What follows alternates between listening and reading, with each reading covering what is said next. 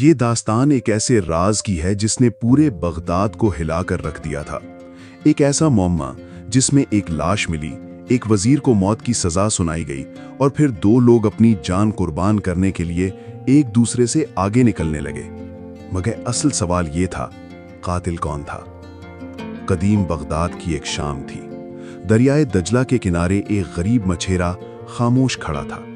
صبح سے شام ڈھلنے کو تھی، لیکن اس کے جال میں ایک بھی مچھلی نہیں آئی تھی۔ اس کے چہرے پر مایوسی صاف نظر آ رہی تھی۔ گھر میں بھوکے بچے اس کا انتظار کر رہے تھے اور خالی ہاتھ لوٹنے کا خیال اسے اندر ہی اندر توڑ رہا تھا۔ اس نے آسمان کی طرف دیکھا، گہری سانس لی اور آہستہ سے کہا، یا اللہ، یہ آخری کوشش ہے۔ پھر اس نے اپنا جال ایک بار پھر دریا میں پھینک دیا۔ چند لمحے گزرے تو اچانک اسے محسوس ہوا کہ اس بار جال غیر معمولی طور پر بھاری ہے۔ اس کی تھکی ہوئی آنکھوں میں امید کی ایک چمک ابھری۔ اس نے پوری طاقت سے جال کھینچنا شروع کیا۔ جتنا جال اوپر آتا، اتنی ہی اس کی بے چینی بڑھتی جاتی۔ آخرکار جال کنارے تک پہنچا۔ لیکن یہ کیا؟ جال میں مچھلیاں نہیں تھیں۔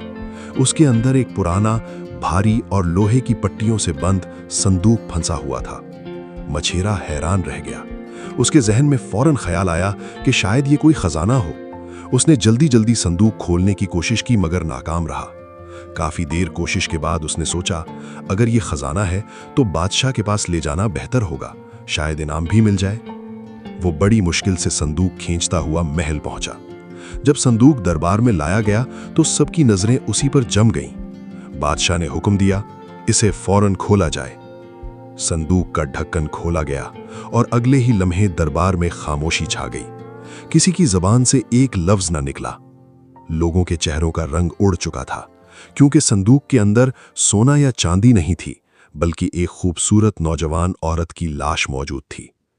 یہ منظر دیکھ کر بادشاہ غصے سے بھر اٹھا۔ اس نے فوراً وزیر کو مخاطب کرتے ہوئے کہا، میرے شہر میں ایسا ظلم! اگر 3 دن کے اندر قاتل نہ ملا تو تم اپنی جان سے ہاتھ دھو بیٹھو گے۔ وزیر کے لیے یہ حکم کسی قیامت سے کم نہیں تھا۔ اس نے سپاہیوں کو شہر کے کونے کونے میں بھیج دیا۔